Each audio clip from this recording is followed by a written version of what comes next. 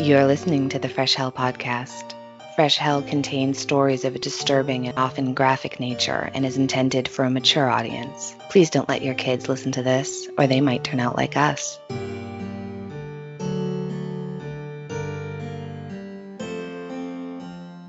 Hi, I'm Annie from the US.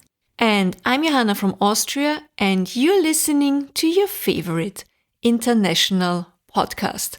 The podcast hosted by two women who never met in real life, but who do send each other enough voice messages to make this qualify as a real friendship. We checked. It's legit. Seriously, you have no idea how many voice messages are involved in making all of this work. Very often, my morning routine is Paul gets up a little bit before me. I sit down with my cup of coffee, and usually the first thing I do is look at Johanna's message. Sometimes I wait until Paul and the dogs are out the door if it's a particularly chaotic day with the puppers. And I get this amazing voicemail from Johanna with her lovely Austrian accent telling me everything that we still need to do before the holidays.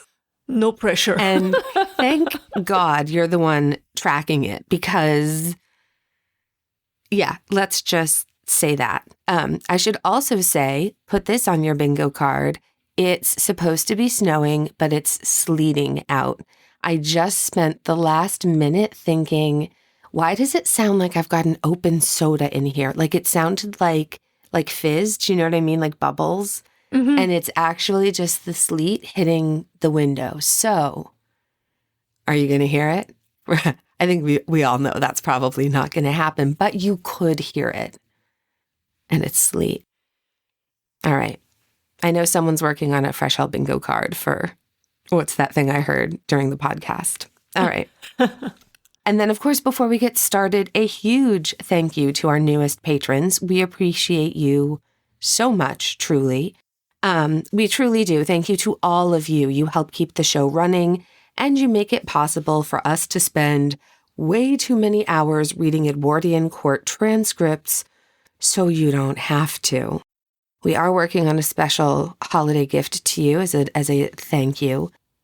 And so if you've been thinking about joining us over on Patreon, this is maybe the time. Just a little nudge. No pressure. You will find early access, ad-free episodes, Cinema Macabre, my current favorite thing, where we watch crime-related television shows, documentaries, and series, and then describe them in detail for you in themed outfits and carefully curated backdrops involved. We still, of course, have our live get-togethers once a month, and Johanna is great at giving you some glimpses of behind the scenes, so we would love to have you there. Now, it is time, finally, drum roll, to get into the last part of the H.H. Crippen story. And a brief warning, this one is kind of gruesome, so maybe don't eat while you're listening. Johanna, quick recap, please, and go. Okay, in part 1, we set the scene in Edwardian London and got to know the Crippens. Quiet, unimpressive Dr. Crippen and his diva of a wife, if I may say, Belleelmore, or Cora. Their marriage was a mess, their finances were even messier, and by early 1910, Belle simply, poof, vanished. Crippen gave a series of increasingly strange explanations to her friends, none of which matched anything, and it was finally the Music Hall Ladies Guild who pushed Scotland Yard to take a closer look. Inspector Walter Dew visited the Crippen home at Hilldropcrescent twice, and on that second visit he found what was hidden under the brick floor of the cellar. In part 2, Crippen and his young lover ethelleve fled London under false names, dressed as father and son, convinced they could disappear in Canada. Unfortunately for them, and very fortunately for justice, their ship's captain, a Captain Kendall, was suspicious, and he had also access to wireless telegraphy, which was brand new at the time. And so, Suddenly, the entire world was following the chase in real time. It became the first international manhunt carried out by wireless, which is something nobody saw coming, least of all H.H. Crippen. And then in part 3, so last week, Inspector Dew crossed the Atlantic, boarded the Montrose in disguise and arrested both of them before the ship even docked. They were taken to Quebec, extradited, and brought back to London under very tight security. Crowds gathered everywhere. Bow Street, where they were interrogated and held for the first 2 nights, turned into a media circus. Crippen then was sent to Pentonvilleprison, Ethel to Holloway, and the city couldn't wait for the trial of the year, nay, decade, nay, century. And that's where we left last week and where we pick back up today at the Old Bailey. The Old Bailey. So if you're imagining some elegant Edwardian courthouse with polished wood and the gentle rustle of silk robes, you're not totally wrong, but you're also missing important parts of the history. So the Old Bailey was built literally on top of one of the most notorious prisons in British history. The street itself, Old Bailey, runs along the line of the old Roman wall of London.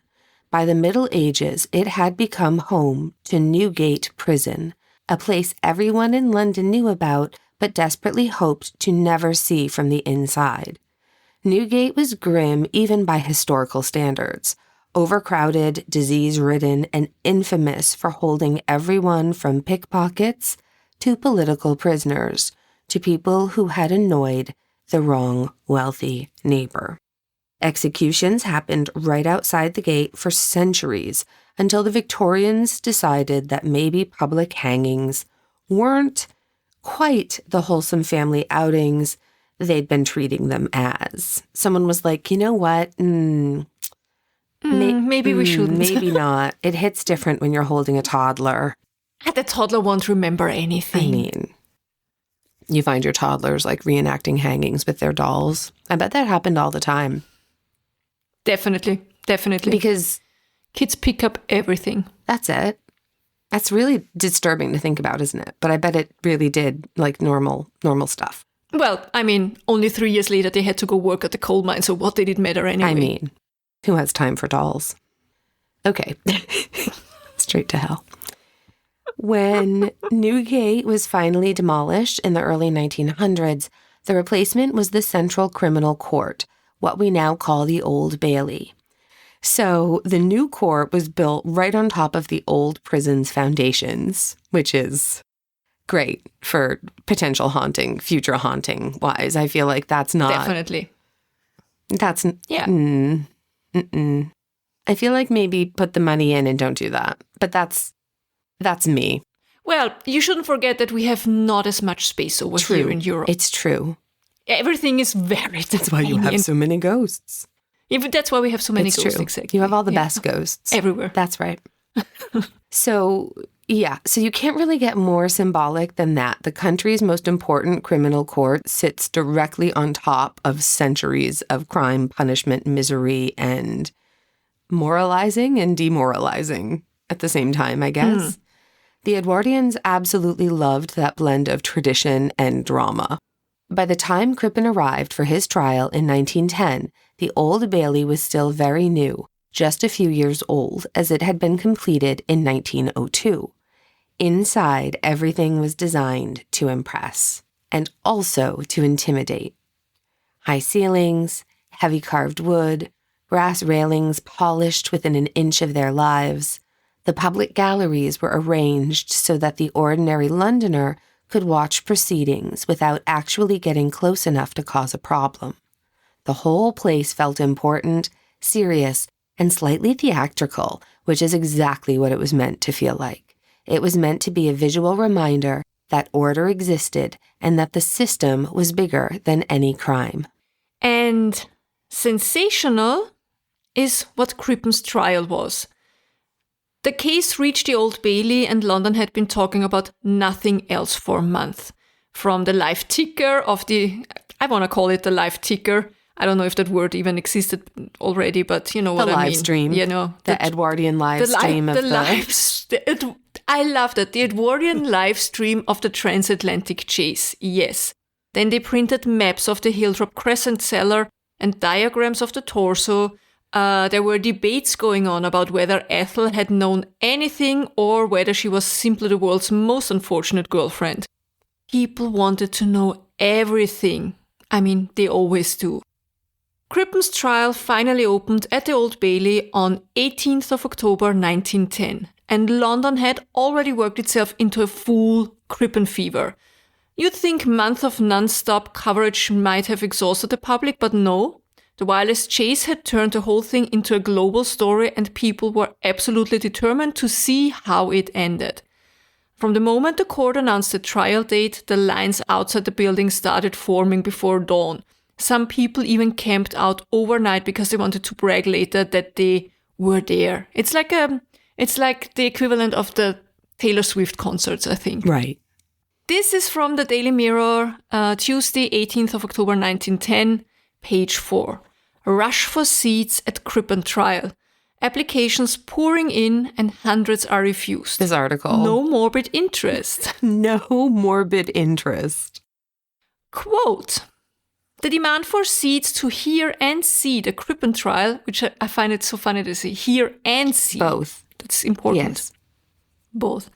Which begins today in Court 1 of the Central Criminal Court, has surpassed all records. Hundreds of applications have been received by the under-sheriffs who are responsible for the allotment of places, and during the last week they have been constantly interviewing applicants who in most cases had to depart disappointed. Sorry for interrupting again, but do you find it interesting that people who wanted to get into the courtroom and watch the trial had to send in applications and do interviews? Yes. I think that's fascinating. Right. What's specifically? It's like going to The Price is Right. Yeah, true. The article continues. Mr. Rupert Smith showed the Daily Mirror yesterday evening in the undersheriff's room at the Old Bailey a large drawer crammed with letters of application, the great majority having the word regretted across them in red ink. Mr. Edmund Huxtable and I are, of course, not disclosing to anybody the names of the many distinguished people who have desired to be present, said Mr. Smith. We have done our very best to allot the few seats at our disposal justly, and to disappoint as few people as we could. Though I was only under-sheriff designate at that time and not actually in office till September 28th, letters of application began to reach me early in August. Some of the applications have been really absurd. To say that as her elderly maiden aunt had distributed large sums in charity, she, the writer, thought seats ought to be found for herself and her sister. Another lady wrote me last week on a postcard asking for 4 seats. On a postcard, mind. The audacity. The audacity to send in a postcard. Sorry, that was probably very poppy. On a postcard. My God, woman. Have you no shame? Mr. Huxtable received an indignant letter a few days ago from a lady who said she had written him 4 times asking for seats and had received no reply, so would he please return the 4 stamped envelopes she had enclosed. Of course, most of the people who have written casually for seats have pointed out that they wish to be present solely on scientific and intellectual grounds. I am prompted by no spirit of morbid interest is the opening sentence in several letters. If you say so. Okay. If you say so. Scores of policemen have asked for seats. Actors and actresses, literary men, county magistrates and clergymen have also applied. There will be 23 seats for the press and 23 for counsel not engaged in the case. This leaves about 70 seats, which will be occupied by fresh members of the public each morning and afternoon. Besides these 116 seats, there will only be room in court for the officials, numbering about 50 and including all the barristers, solicitors and others engaged in the case. Nobody will be allowed to stand in any gangway, and the roomiest place in the court will be the dock where Crippen and his 2 or 3 wardens will have plenty of space. I think it's just fair to say that he has the best seat in all of this. I do. Also, so many attorneys. Yeah, so many. It's too many. So That's many. too much counsel. It's too many. "This is what Dr. Crippen has brought us," said the workman, laboriously polishing the brasswork of the empty court late last evening in preparation for today. End quote. There's so much. We have to polish the brass railings. The trial starts tomorrow. So it has to be spotless. So much to love about that whole thing. I love it when we find these great articles. Yeah. I just love it. Listen, no one is listening to this podcast because they have a morbid interest. Nobody. No, it's very scientific. Nobody. Here. How long is it going to take before people are like, oh, morbid curiosity is a totally normal part of the human existence? Like, I don't know. Okay. It's not a question we're going to solve today, so let's get on with it. So the judge presiding over the case was Lord Alverstone, the Lord Chief Justice of England and Wales. He was a formal, no-nonsense man with a reputation for cutting through theatrics and keeping trials on a tight schedule. He wasn't unkind, but he wasn't cuddly either. Apparently, he was the sort of judge whose raised eyebrow could silence a room. Representing the Crown was Richard Muir, one of the most respected prosecutors of the era. Crippen's defense attorney was a man named Arthur Newton, expensive, experienced, and famous for taking clients with very big problems and somehow making those problems look smaller. He was like an early day, who would he be compared to? I keep wanting to say like Olivia Pope, but who's that attorney that I keep thinking of? I totally say he's a Saul-Goodman kind of character. Totally Saul-Goodman. Yes. Also, though, who's that attorney that like everyone used to call back in the day? Like OJ. Like he was around for forever. Oh wait, what was his name?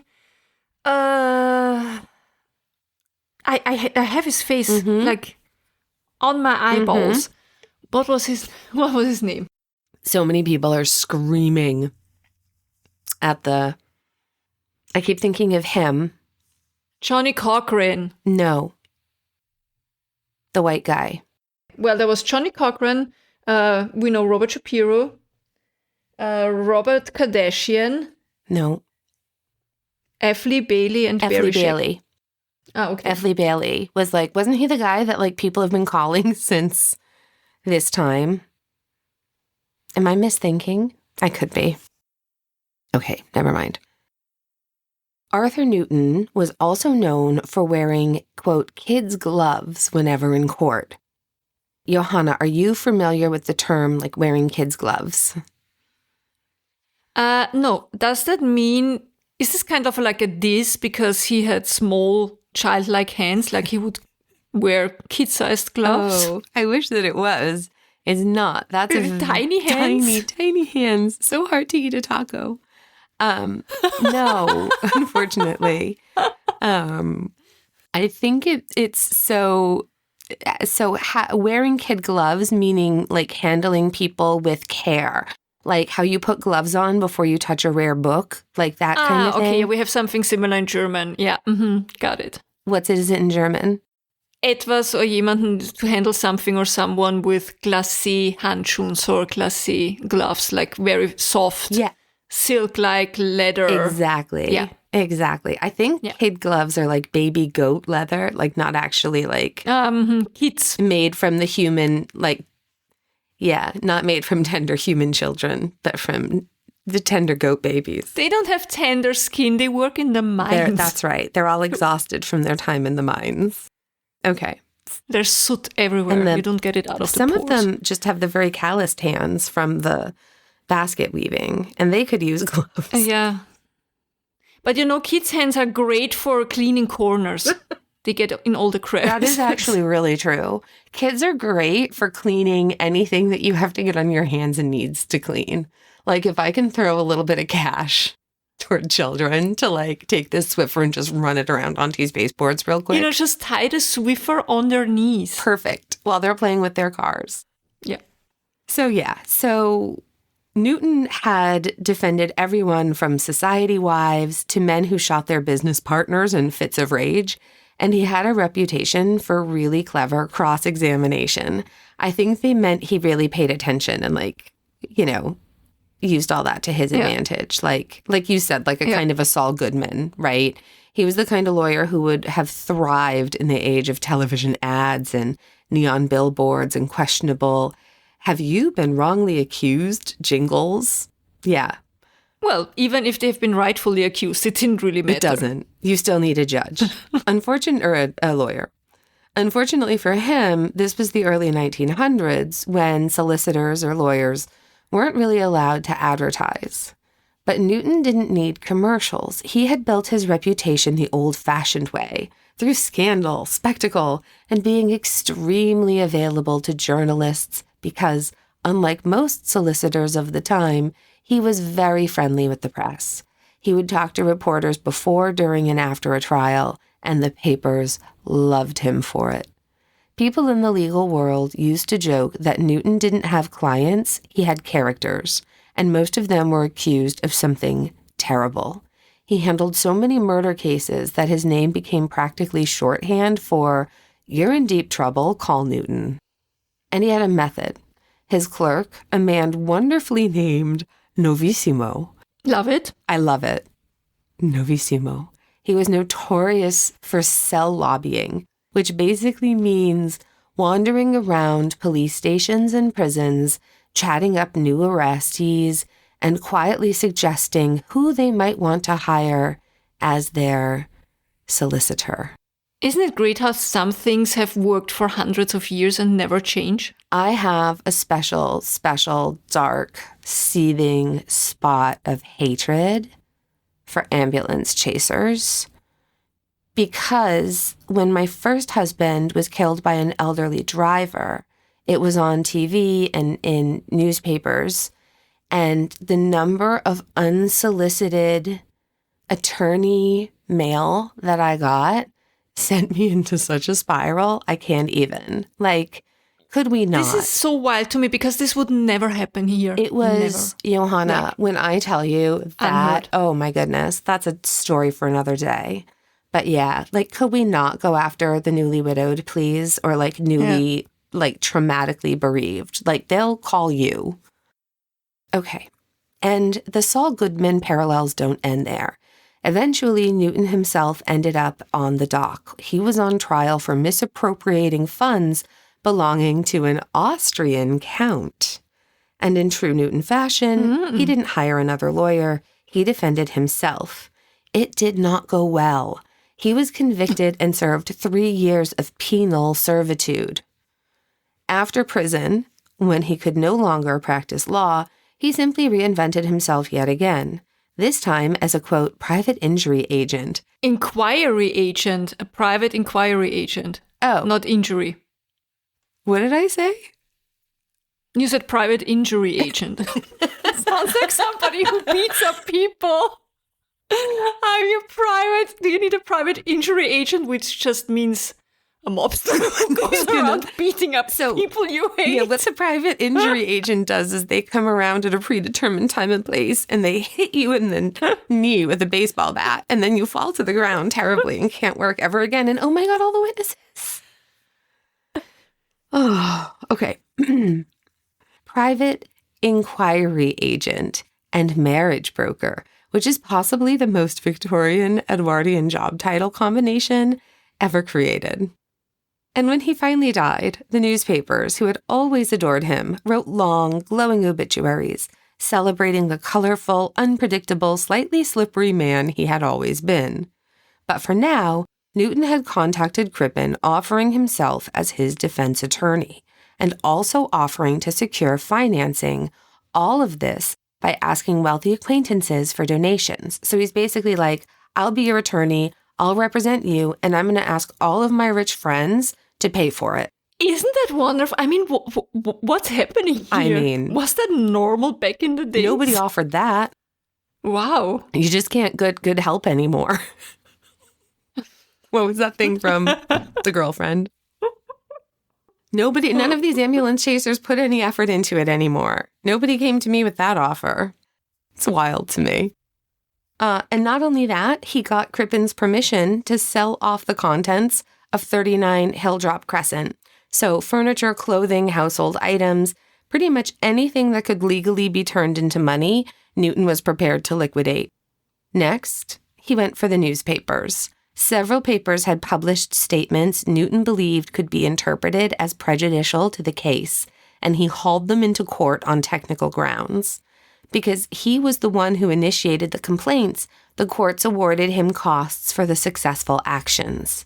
Even that didn't cover everything.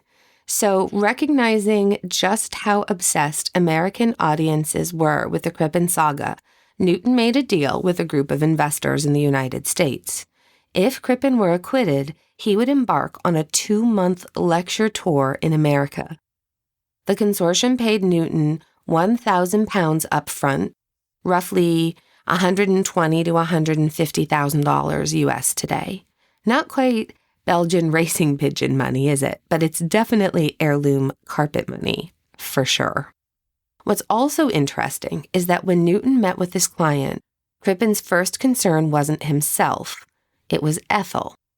He told Newton very plainly that she mattered more to him than anything else, and that he would rather sacrifice himself than see her blamed for something she didn't do. He insisted she knew nothing, and he repeated it several times. Newton reassured him in the way lawyers do. "I'm assuming you two are innocent?" And Crippen said, "Yes, of course, but whatever happened, Ethel's protection came first." Newton also visited Ethel in Holloway. He later admitted that he was surprised by her appearance, not because she looked unwell, but because she wasn't the romantic femme fatale the press had been imagining. He couldn't understand what about her had inspired such devotion in Crippen. But what struck him more was her sincerity. She was absolutely convinced that Belle had gone to America just as Crippen had told her, and Newton left the meeting believing she genuinely had no idea what happened on Hilldropcrescent.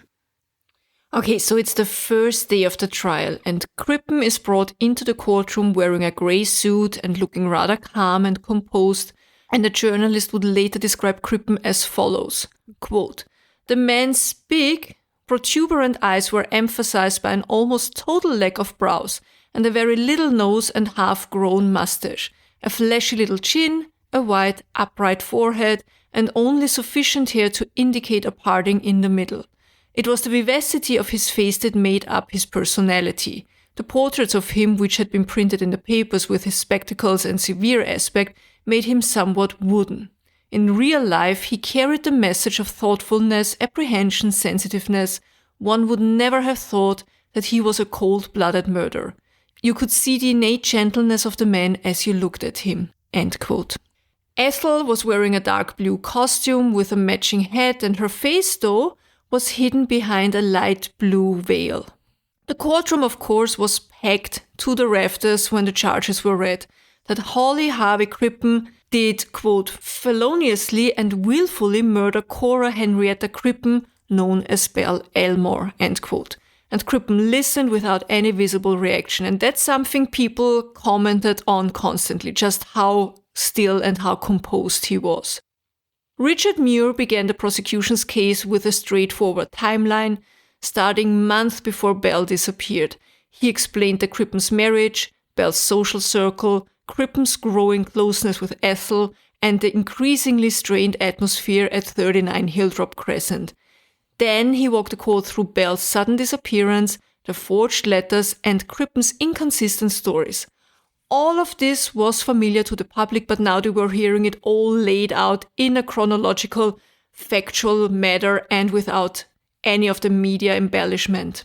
And the press gallery was scribbling wildly and sketch artists working as fast as they could, and people leaned forward. They were craning their necks to see every expression on the faces of the jury, and Crippen still remained quiet. At some point, the coroner who examined Belle's remains is asked to testify. You might remember from an article we read in part 2, I think, a certain Dr. Pepper. And Dr. Pepper gave the jury a detailed account of what exactly had been found in the cellar at Hilldropcrescent. And he listed the pieces one by one. There was a large section of skin, roughly 11 by 9 inches, with fat still attached. The lower part of that skin, he said, came from the upper abdomen, the upper part from the chest. There were additional pieces from the lower back and buttocks, another large area from the upper back, and a smaller section about 7 by 6 inches from the lower abdominal wall.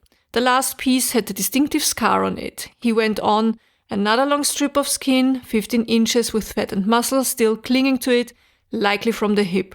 Still another piece from the thigh, and a scattering of smaller fragments. What wasn't present was just as important though. There was no scalp tissue, nothing from the hands or feet, no skin from the limbs below the knee, and none of the organs that would definitely determine the sex of the victim. There were also no bones at all, but there was one large mass, essentially the torso's internal organs removed in one single block.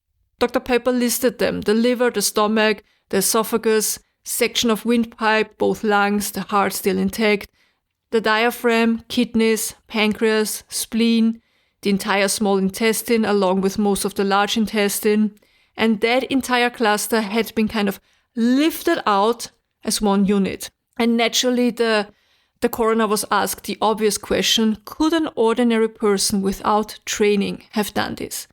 And Dr. Pepper didn't hesitate. He said whoever carried out the dissection either had formal anatomical knowledge or was someone accustomed to eviscerating animals. A butcher or a medical worker, someone with this kind of experience. Yeah, maybe somebody that did a lot of hunting. This is not someone like me. I mean, I'd like to think I could rise to the occasion, but no. And then Muir announced his next witness, the Crown's medical expert, Bernard Spilsbury. Before we go any further, it's worth taking a moment to talk about Bernard Spilsbury, because he wasn't just any pathologist. No, he was the pathologist of early 20th century Britain. By the time of the Crippen trial, he was young, brilliant, impeccably dressed, and already well on his way to becoming a national figure. With time, though, Spilsbury's near-mythic status became part of the problem.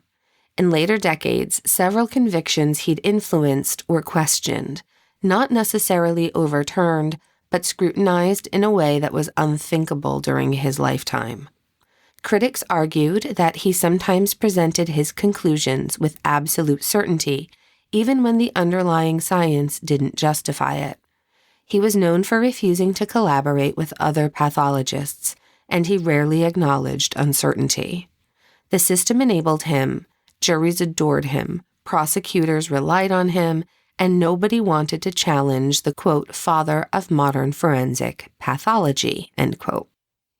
Some historians now believe that a handful of early 20th century murder convictions may have leaned too heavily on Spilsbury's charisma and reputation rather than on solid, reproducible forensic method.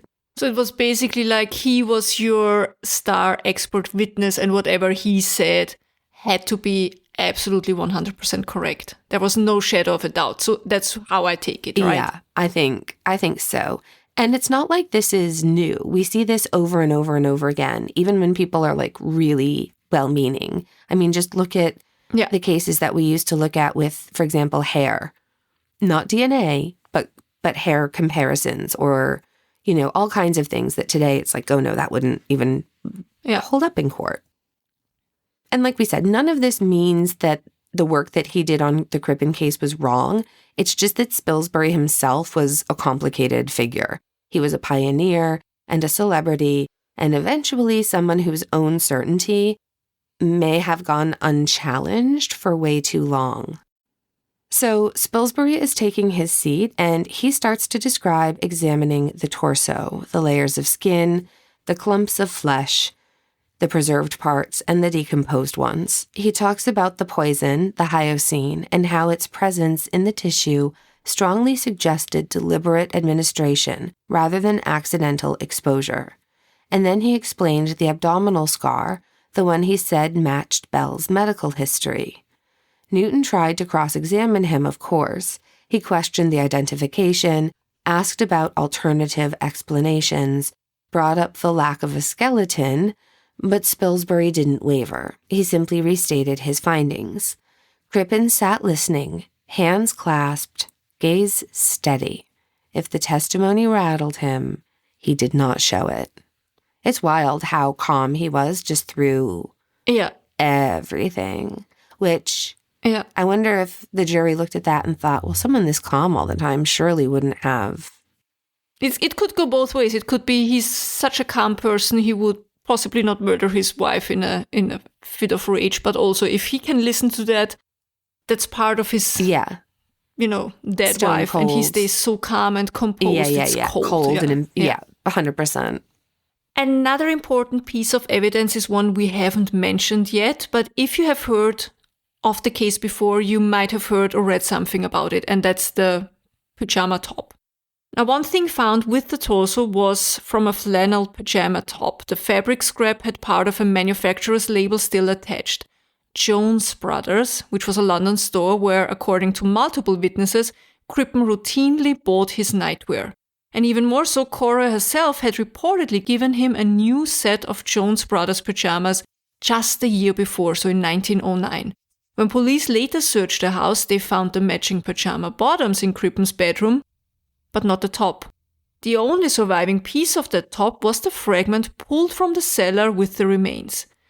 To nail down the timeline, the prosecution even brought in a representative from Jones Brothers who testified that this particular line of pajamas was not sold before 1908, and that meant the garment could not have been in the house before the Crippens moved in, and it placed the pajamas squarely in the period when Cora was still alive and living at Hilldropcrescent. The prosecution paired this with other physical findings: hair curlers, strands of bleached hair consistent with Cora's, all mixed into that same material they found there. Yeah.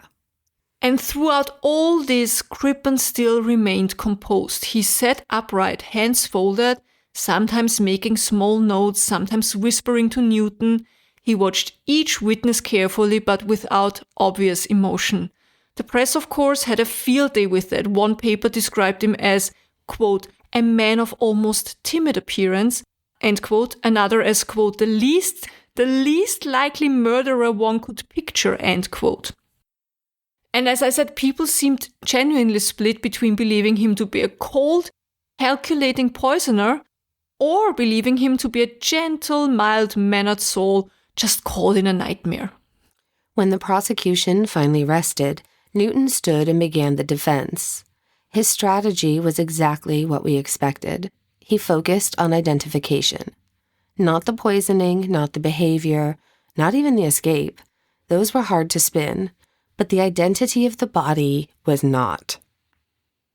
Without the skull, without any of the bones, without any features that normally allowed for a clear identification, Newton argued that the Crown had built its entire case on an assumption that the torso was belleelmore's. And assumptions, he reminded the jury, were not proof. He questioned every witness about the lack of skeletal remains. Why were the bones missing? Why was the head missing? Why would anyone bury only soft tissue? Was this murder or something else? He tried to suggest that the remains could, theoretically, belong to someone else. Newton also highlighted Crippen's cooperation early in the investigation. He pointed out that Crippen had allowed the police to search the house thoroughly, that he hadn't tried to hide or destroy evidence then, and that he had only fled after the second search, behavior Newton framed not as guilt, but as panic, fueled by fear and public pressure.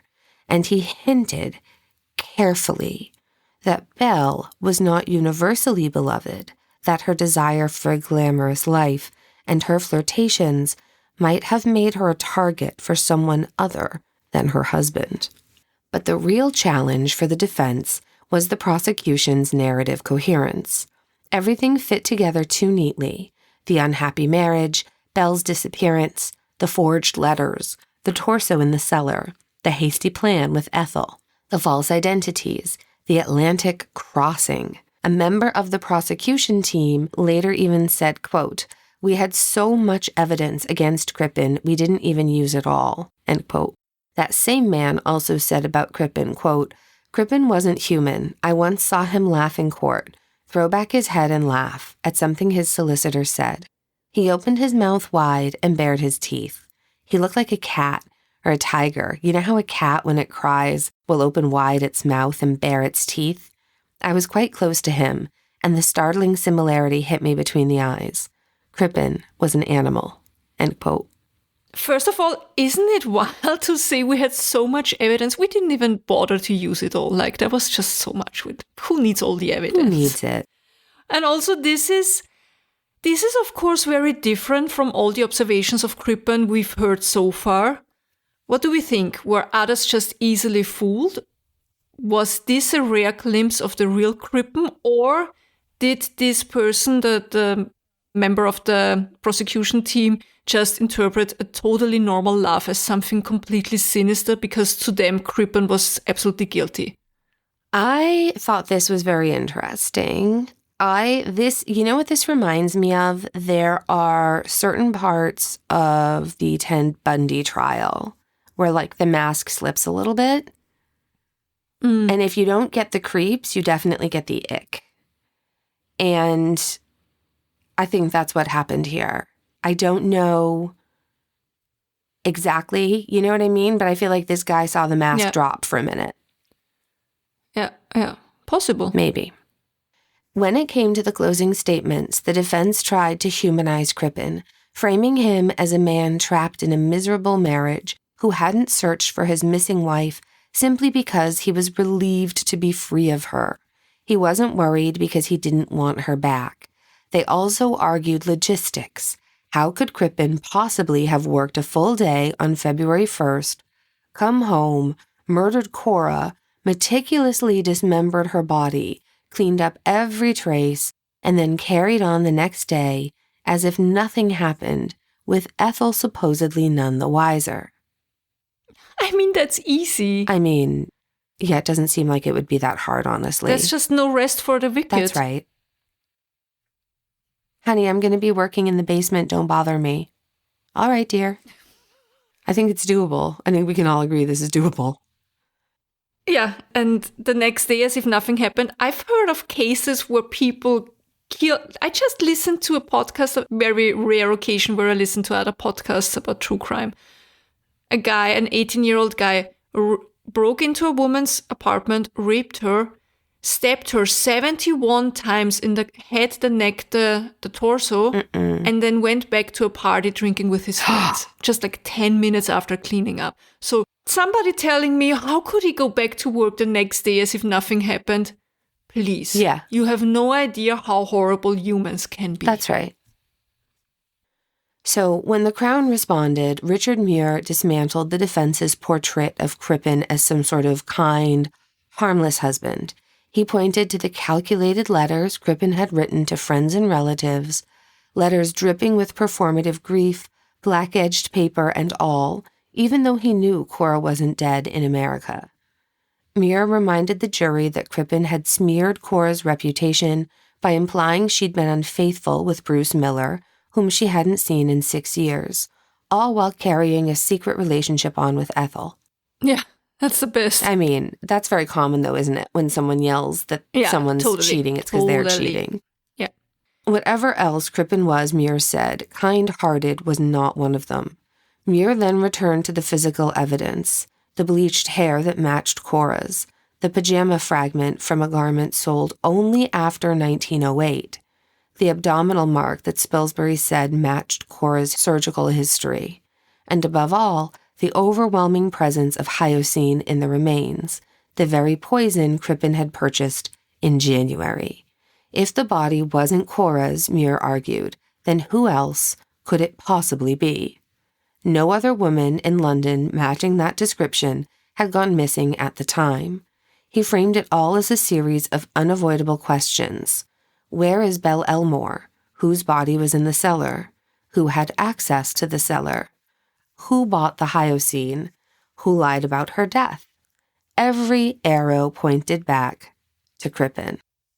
When the judge, Lord Alverstone, summed up for the jury, he didn't hide how baffling he found Crippen's behavior.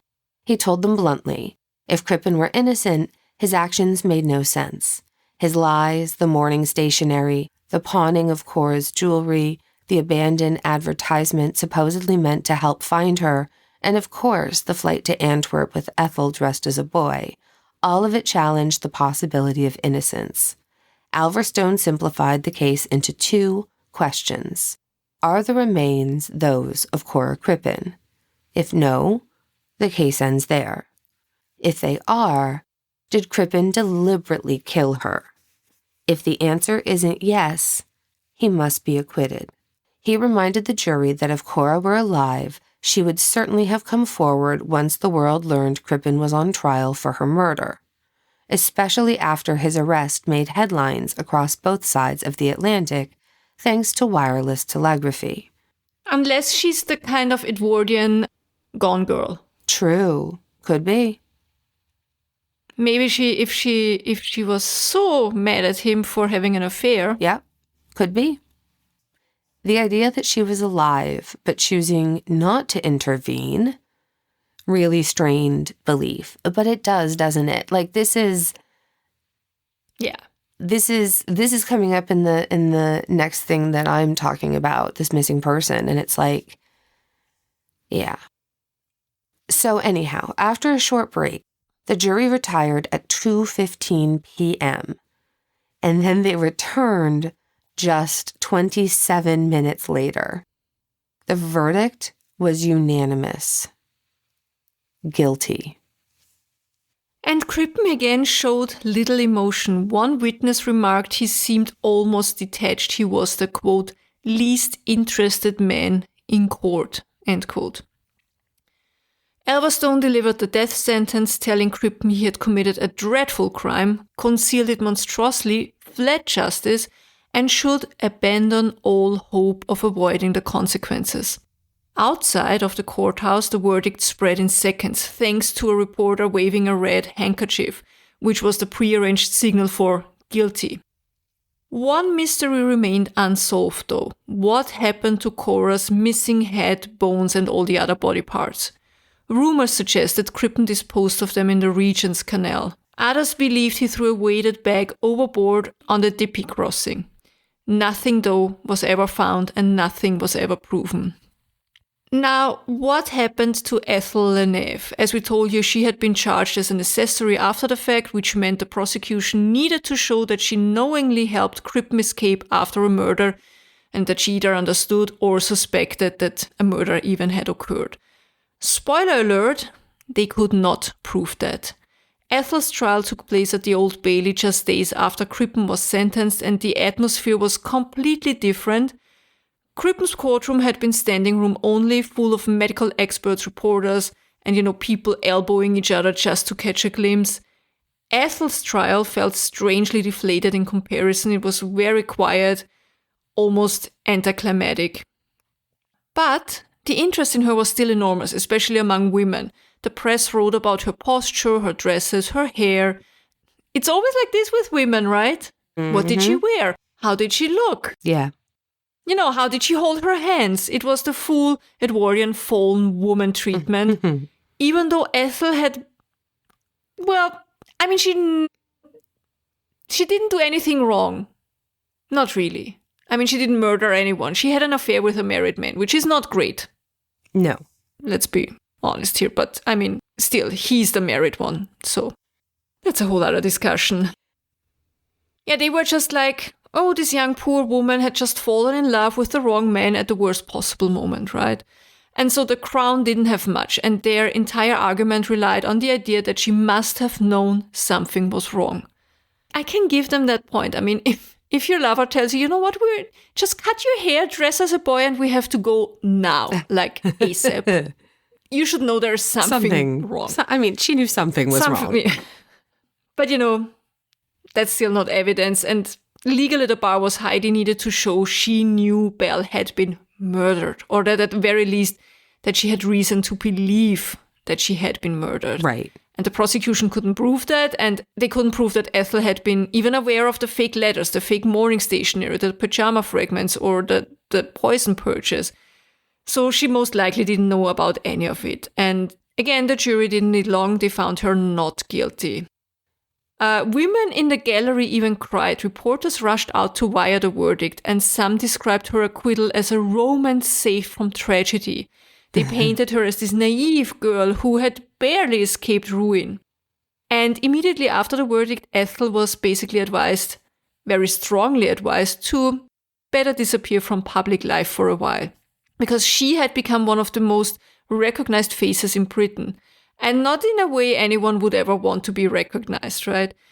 Thanks to the press, she could barely walk through London without, all the stares and the whispers. So yeah, she did leave. She vanished into a new name and a new life, and she's stuck with that decision. Apparently, from what we know, she eventually married, had children, and never spoke publicly about Crippen again. And for someone who had just escaped the most notorious murder case of her time, I think that was probably the smartest and safest choice. Yeah, I also think she really got lucky. Yeah, 100%. So while Ethel was leaving the Old Bailey a free woman, Harvey Crippen was transferred to Pentonvilleprison, where he would wait out the last weeks of his life. His execution date was set almost immediately, November 23rd, 1910. And by Edwardian standards, that wasn't unusual. Appeals were limited, and processes were fast. What struck nearly everyone who came in contact with Crippen during those final weeks was his composure. Wardens, chaplains, even journalists later claimed that he remained very calm. He wrote letters, he read, he spoke softly, and he kept insisting that he was innocent and that Belle was still alive, still out there somewhere. In the days leading up to his execution, Crippen's routine hardly changed. He was allowed short exercise periods, simple meals, and visits from the prison chaplain. There's no reliable evidence that he made a dramatic final confession or that he ever altered his claim of innocence. The press later tried to embellish this part, as they always do, but the official record shows nothing theatrical. His last written statement maintained that he had not killed Cora. On the morning of November 23rd, Crippen was led from his cell to the execution shed inside Pentonville. The executioner was John Ellis, one of the era's most experienced hangmen. He was also a bald hairdresser and very well respected for that, but that is beside the point. Fun fact. If it would have been a guillotine, he would have cut heads and cut hairs. Yes, that's that could right. have been the name of his business. Cutting heads and hairs. I wonder what his shop name. That's right. So good. So Crippen was calm. He reportedly only said a few words. Different witnesses remember different versions, but none of them were dramatic proclamations. Some claimed that he whispered that he forgave everyone. Others remember him saying nothing at all. What is consistent across accounts is that he offered no final confession and no plea. At 8 a.m., the trapdoor opened. The execution was carried out swiftly and professionally in the standard Pentonville manner. As with all executed prisoners, Crippen was buried within the prison grounds in an unmarked grave. Pentonville reused the burial plots over time, so the exact spot is not identifiable today, but records confirm he remains on site. And something else had happened only a few days before Crippen's execution. His father had passed away. This is from the Times Standard, Friday, 18th of November, 1910, page 1. This is so sad. Pitiable end of Crippen's father. Los Angeles, 18th of November. Quote, Crippen's father, Myron Crippen, aged 83, is dying. He is penniless. His physician says he cannot live on learning of his sons hanging in London. Since Crippen's arrest, his remittances to his father have ceased, and his father has become dependent on the charity of his landlady. Worry over his son's plight broke his health, and lack of nourishment aggravated the case. His vitality is ebbing. During the last few days before his illness, he haunted the newsstands awaiting for editions containing news of his son's case. That's really sad. Yeah. He was delirious yesterday and last night. During lucid intervals he said, quote, I will soon go, but my boy is innocent. He was a good boy, end quote. And then they just added a sentence, Crippen's father dead. Myron Crippen, father of Dr. Crippen, died here this morning. End quote. Yeah. Your kids are still your kids. Yeah, we just watched that show Adolescence that you'd mentioned a while back. Yeah. And It's sad. Okay. Now, what happened to the murder house? Property records confirm that after the Crippen case, the house was owned by the trustees of Thomas Batson, who rented out many houses in the area. It turns out that for some time, the house was rented to a Scottish comedian named Sandy McNabb. And according to local history sources from Islington, he briefly tried to run it as a Crippen museum. Islington is where that podcast festival is. Fun fact. Apparently, he didn't draw the crowds that he had hoped, so he pivoted and turned the place into a boarding house for music hall and theater performers. But even that didn't last. The neighborhood knew exactly what had happened there, and the house never shook the association. The final chapter of the building came not from disuse, but from wartime destruction. Historical mapping, including the IR-58 valuation records, and the genealogist's overlay tools, shows that this entire stretch of Hilldrop Crescent took a hit during the Blitz in World War II. Number 39 was among the houses destroyed by the German bombing. After the war, the area was redeveloped with a mix of surviving Victorian houses and a lot of post-war construction, some of which is quite sad. Where Crippen's house once stood, there is now Margaret Bond Field House, which is an austere block of flats. If you walk by today, you'd never guess that this quiet residential building sits on the site of one of Britain's most notorious crime scenes. There's nothing left of the original house now, no bother going by if you're a looky-loo. There's no cellar, no staircase, no bricks, not even a foundation line, just a modern block that replaced the bomb damage, surrounded by a few older houses that still hint at what Hilldrop Crescent looked like before the war. And because this is Fresh Hell, we also, of course, have to tell you about a possible haunting. We found an article in the Islington Gazette titled, quote, "Is Crippen's ghost terrorizing residents in Holloway?" End quote. Apparently, residents have reported the usual classic haunting signs: knocks in the night, shadows moving through the room when no one is home, and that uneasy feeling that you're not alone, even when you definitely are. One long-term resident, Anne Heathfield, told the Gazette that the activity used to be worse years ago, more frequent, more intense. She moved into the building with her mother, and the two of them experienced things that convinced them something wasn't quite right. Anne described seeing a figure pass along their front window while they were unpacking. The figure was wearing what she described as a black hat and a cape. So that sounds much more Jack the Ripper to me, but okay. Totally. That's not all. Yeah. I'm not dissing it. More recently, Anne reported hearing knocking inside the flat, not on the bedroom window, but somewhere else in the apartment. The kind of sound that forces you up out of bed even though you really, really don't want to investigate. She searched and found nothing. My immediate thought says heat. Was the heat on? The amount of knocking sounds that radiators and baseboards and all kind of heating things, pipes, make is astounding. I'm not saying it wasn't a ghost hitting the pipes with a spoon, but like you just don't know. It's like more cowbell, but it's in the walls all night long. That would be our haunting. It would just be like never-ending references from movies and TV. Anyway, back to Anne and her very real problem in this location. She says it's frightening when she's alone, but of course, after so many years, she's almost used to it. I get it. And she isn't the only resident who has said so. People in Margaret Bondfield House have been telling versions of these stories since the building went up in the early 1950s. Whether it's imagination, sleep disturbances, old plumbing, or something tied to what happened on that patch of ground, nobody has ever definitively explained it. Is it Crippen? Is it Belle? Who can say? But guess what? This is still not the end of it. But wait, there's more. There always is. Remember that there was always this issue of the big question, was it really Belle's torso they found down there in that cellar? Around 2007, forensic researchers in Michigan claimed they had obtained DNA from the preserved tissue slides originally taken from the remains in Crippen's cellar. So these were the same samples, apparently, that Dr. Pepper and Spilsbury examined in 1910. And then they tracked down living maternal relatives of Cora or belleelmore.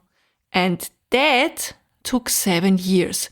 And they finally located descendants in California and Puerto Rico who agreed to provide mitochondrial DNA for comparison. And the mitochondrial DNA is passed from mother to child through the maternal line, and so that's the one that stays remarkably stable through generations. And it should have matched, right? Guess what? It didn't. This understandably caused a small explosion in the forensic world. And then came the second bombshell. The forensic team suggested that not only was the torso not Belle, it might not be a woman at all. Their analysis indicated the mitochondrial profile was consistent with a biological male. So, whose torso was it? And the researchers didn't have an answer. Nobody knows. But this was enough for the experts to publicly call for a posthumous pardon of H.H. Crippen. Meanwhile, the researchers uncovered a strange footnote.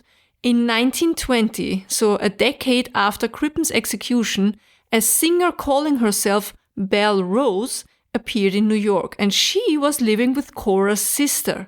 Travel records show this same woman arriving in the US from Bermuda in 1910, so shortly after Belle supposedly vanished in London.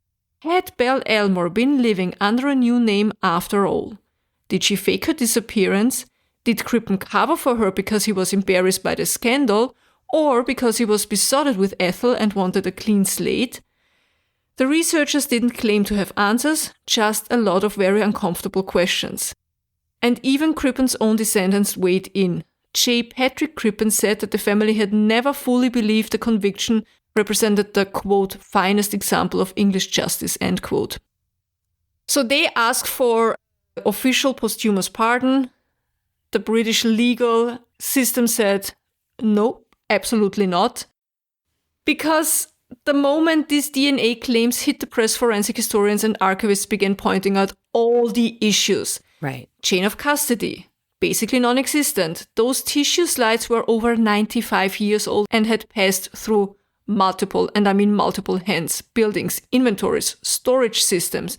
You cannot say with absolute confidence that the sample is uncontaminated or that it even is the original.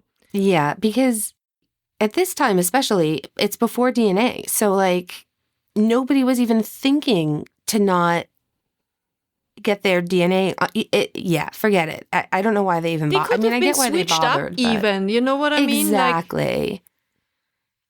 Nobody preserved this tissue with the thought that maybe someday we'll find a match. Yeah. Like the way we preserve things that now, would have been knowing 70, what we know. More than 70 years later, yeah. Exactly. 70 more years. No way. Yeah.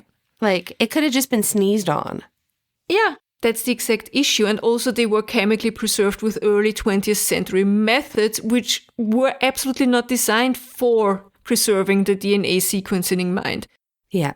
Recovering clean, reliable mitochondrial DNA from such material, I think, is extremely difficult. I'm not an expert, but I think it's extremely difficult, right? Yeah. Also, as I said, was it kind of switched up by accident? Was the sample mislabeled decades ago? Who can say? It's possible. Spilsbury handled thousands of slides. He could mix up something 100 years earlier, and that would kind of make this whole house of cards just, fall. Yeah. No missing male torso was ever reported in London at the time. If the remains were male, the mystery deepens. Who was he? And why did no one notice? The only thing I was thinking when I was reading this, Crippen and his wife Belle never had children, right? What if Belle was a biological man? That was one of the things I thought of as well. I mean, it's possible. Possible That is definitely a possible. We just can't be sure. Absolutely. And it's wild to think that, people talk all the time now about how like, oh, trans people, this new thing. And it's like, no, this is not new. There are lots and lots of people we know nothing about because it wouldn't have been safe, it wasn't a safe time. We don't know anything. We don't know anything. But we can say factually that there were trans people at this time, and it is possible that Belleelmore was born male.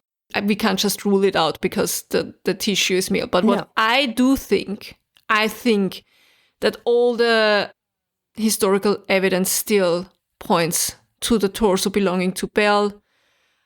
I also think that the tissue was just mislabeled at one point in those 100 years. Yeah. And I think it's just a mix-up. Or they couldn't really... something. Or maybe the people they believed who were living relatives, maybe somebody was adopted. Or, things happen without people knowing. That's right. All the time. Mixing in.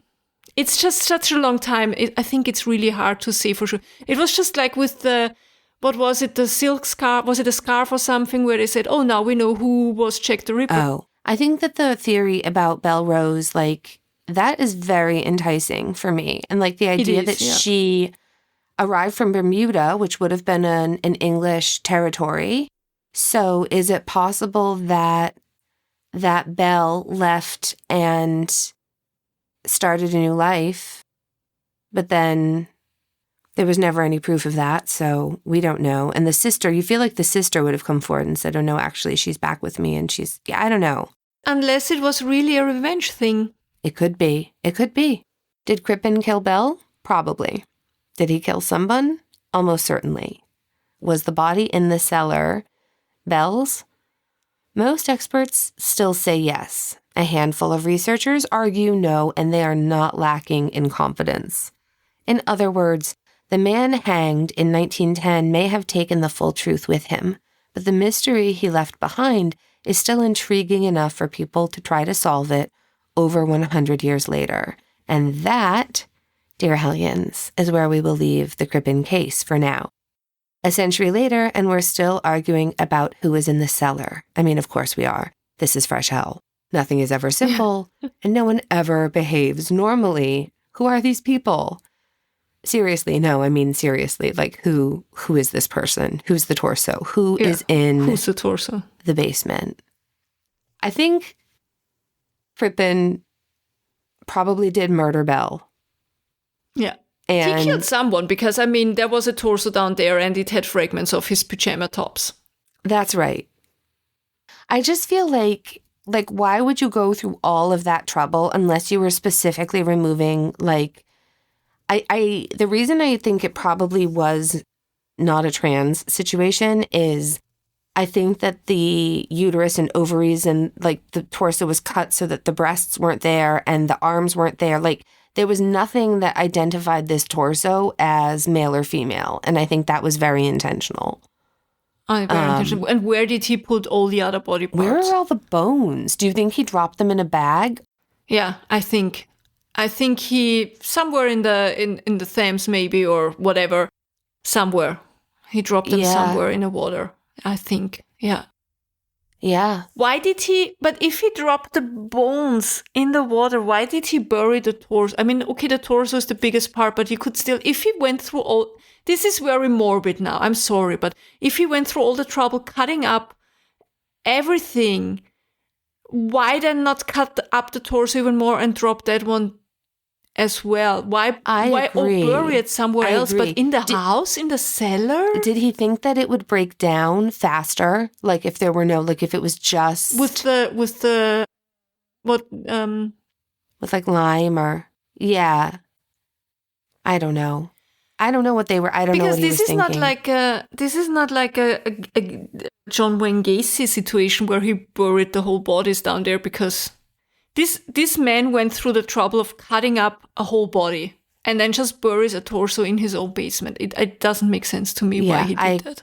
I agree. I really, would like more Maybe he answers. was running out of time. I don't know. Yeah. Yeah. So many thoughts. Let's talk about it soon with everyone. We'll talk about it, I'm sure, in the Facebook group and in Patreon. So, yeah, let us know your thoughts, everyone, because it's wild. Do you have something good? I had a lovely Thanksgiving with my family. Yeah, it was very nice. How about you? So today, when this drops on Patreon, I'm having my 10-year wedding anniversary. Yeah. And this is my something good this week because I could have never imagined being in such a loving, easygoing, simple, respectful relationship.